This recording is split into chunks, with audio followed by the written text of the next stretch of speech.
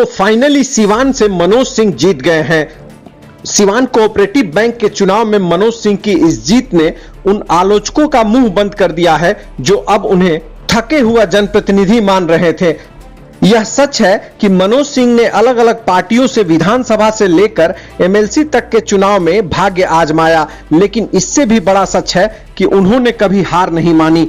आखिरकार कोऑपरेटिव चुनाव में परचम लहरा दिया। इस बार मनोज सिंह बीजेपी समर्थित उम्मीदवार थे।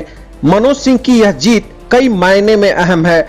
इस जीत के साथ ही मनोज सिंह ने लोकसभा 2024 चुनाव के लिए मजबूत दावेदारी पेश कर दी है। अगर सच पूछें तो सिवान बीजेपी में 2024 के टिकट के लिए मुख्य रूप से दो बड़े चेहरे हैं। ये दो चेहरे मनोज सिंह और ओम प्रकाश यादव के हैं। सिवान बीजेपी के कार्यकर्ता इन दोनों के अलावा किसी तीसरे को स्वीकार करेंगे या नहीं, ये कहना मुश्किल है। कहने को सिवान बीजेपी में कई नेता हैं, लेकिन जनमानस तक पहुंच बनाए रखने में ओम प्रकाश यादव और मनोज सिंह सबसे आगे हैं। इस मामले में तीसरे स्थान पर मंगल पांडे आते हैं। मंगल पांडे को लेकर सिवान के ब्राह्मण वोटर्स में थोड़ा बहुत क्रेज है। इसके अलावा किसी भी तबके में मंगल पांडे को स्वीकार नहीं किया जाता है।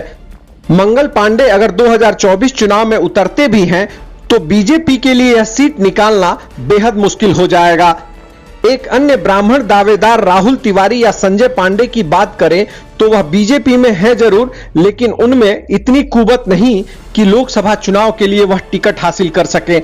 एक सच ये भी है कि लोकसभा चुनाव के लिए 2 बार के सांसद ओम प्रकाश यादव जुट गए हैं। सोशल मीडिया पर उनकी एक्टिविटी देखकर लगता है कि वह टिकट दावेदारी पेश करने के लिए मजबूती से काम कर रहे हैं।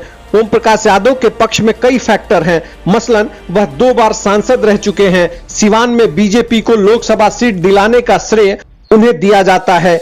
उन्होंने 2019 लोकसभा चुनाव में टिकट कटने के बाद बगावती तेवर अपनाए थे, लेकिन बाद में पार्टी से आश्वासन मिला तो शांत हो गए। वहीं मनोज सिंह की बात करें तो उनकी पार्टी आला कमान में जबरदस्त पकड़ है। वहीं इस जीत से मनोज सिंह का मनोबल बढ़ा है और वह मजबूती से दावेदारी पेश कर सकेंगे।